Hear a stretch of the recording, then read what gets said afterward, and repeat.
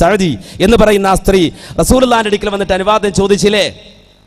നബി സല്ലല്ലാഹു അലൈഹി വസല്ലമ എന്നിട്ട് അനുവാദം കൊടുത്തില്ലല്ലോ.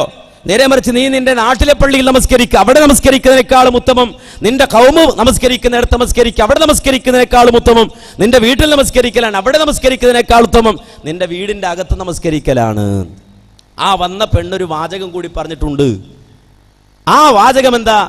ഓ നബിയെ, ഞങ്ങൾക്ക് അങ്ങയുടെ പള്ളിയിൽ വന്ന് അങ്ങയുടെ പുറകിൽ നമസ്കരിക്കണമെന്ന് ആഗ്രഹമുണ്ട്, പക്ഷേ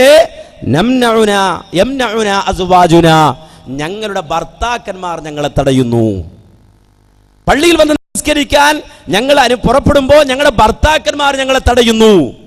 ഞങ്ങൾക്കാകട്ടെ നിങ്ങളുടെ പുറകിൽ നമസ്കരിക്കണമെന്ന് ആഗ്രഹമുണ്ട്. അപ്പോ നബി സല്ലല്ലാഹു അലൈഹി വസല്ലം പറഞ്ഞു കൊടുത്തത് എന്ത്? അല്ല, നിങ്ങൾ ഭർത്താക്കന്മാരെ തടഞ്ഞാലും വേണ്ടില്ല, നിങ്ങൾ പള്ളിയിലേക്ക് വന്നൊന്നല്ല. അവരോട് പറഞ്ഞു, നിങ്ങൾ നിങ്ങളുടെ വീട്ടിൽ നമസ്കരിക്കാം, നിങ്ങളുടെ ഖൗമിന്റെ പള്ളിയിൽ നമസ്കരിക്കാം. ആ ഇളവുകൾ നിങ്ങൾക്കുണ്ട്. നബി സല്ലല്ലാഹു അലൈഹി വസല്ലം അത് പഠിപ്പിച്ചു കൊടുത്തു. എന്നിട്ട് ഭർത്താക്കന്മാരോട് നബി സല്ലല്ലാഹു അലൈഹി വസല്ലം എന്ത് പറഞ്ഞു?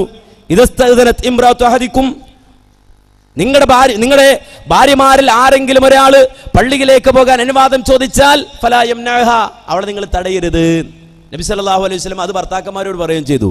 നിങ്ങളുടെ ഭാര്യമാര് പള്ളിയിലേക്ക് പോകാൻ അനുവാദം ചോദിച്ചാൽ നിങ്ങൾ തടയരുത്.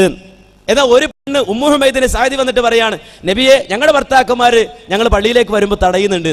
ഭർത്താക്കന്മാർ തടഞ്ഞു എന്ന് പറഞ്ഞ് പരാതി പറഞ്ഞ സ്ത്രീയോട് നബി പറഞ്ഞു, നിങ്ങൾ ഭർത്താക്കന്മാർ ധിക്കരിച്ചിട്ട് പള്ളിയിൽ വരണ്ട. രണ്ട് നബി സല്ലല്ലാഹു അലൈഹി വസല്ലം പഠിപ്പിച്ചു കൊടുത്തു.